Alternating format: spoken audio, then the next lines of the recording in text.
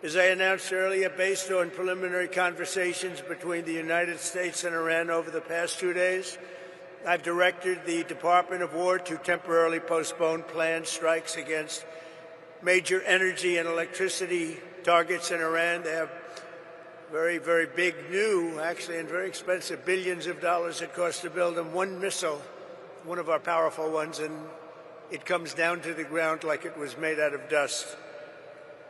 But to determine whether a broader agreement can be reached, we've had very good discussions, very, very good discussions. And you have to understand, I know my whole life has been a negotiation, but with Iran, we've been negotiating for a long time.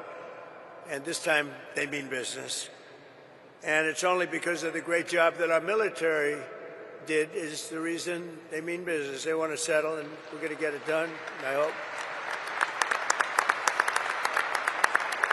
So hopefully this will be possible, but no matter what, we'll ensure that Iran never obtains a nuclear weapon. They can't have a nuclear weapon.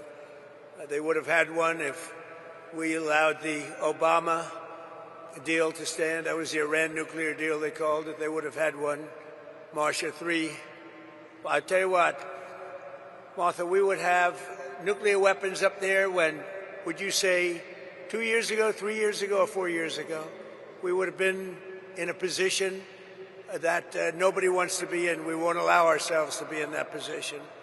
Over the past 3 weeks, the United States military and our partners have been decimating Iran's military capabilities with overwhelming firepower, skill, lethality, and force, and we're destroying their ballistic missiles and drones programs with launchers down by more than 90%. We're hitting their launches at a level that nobody even thought of before, 90%. They can't launch them, and they don't have very many of them because most of them have been annihilated. But we've annihilated their defense industrial base, eliminating their Navy. We had 158 ships are down. I said to my people, why didn't you capture the ship? I said, were they good or not? They said, they were great, sir. So why didn't you capture it? We could have used them.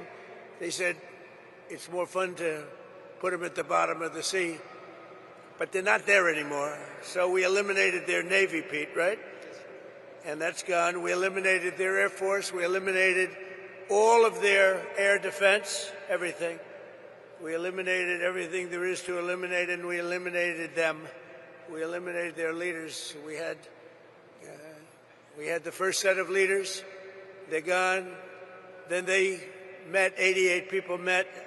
And it's sad. I mean, it's sad they couldn't have made a deal. We could have made a deal with them a long time ago.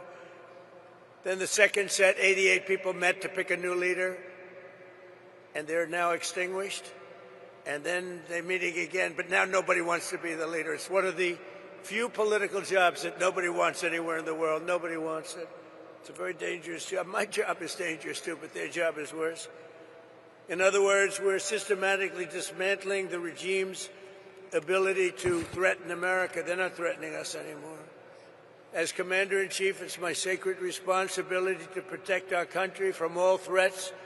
For decades, Iran refused every opportunity to renounce its nuclear ambitions, and in recent months, its own negotiators bragged to our representatives about having enough material to make nuclear weapons.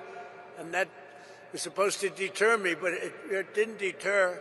It made me more anxious, and it just made it much more important. This mission that we're all on together was much more important, and we did it quicker.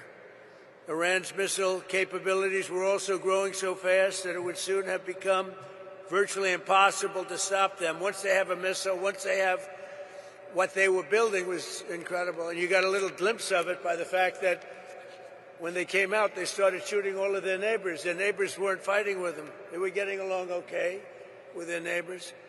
And I was surprised. Everybody was surprised. And it actually worked in reverse because their neighbors then turned against them. Now Iran has one more opportunity to end its threats to America and our allies, and we hope they take it. Either way, America and the entire world will soon be much safer and will be a much more secure planet.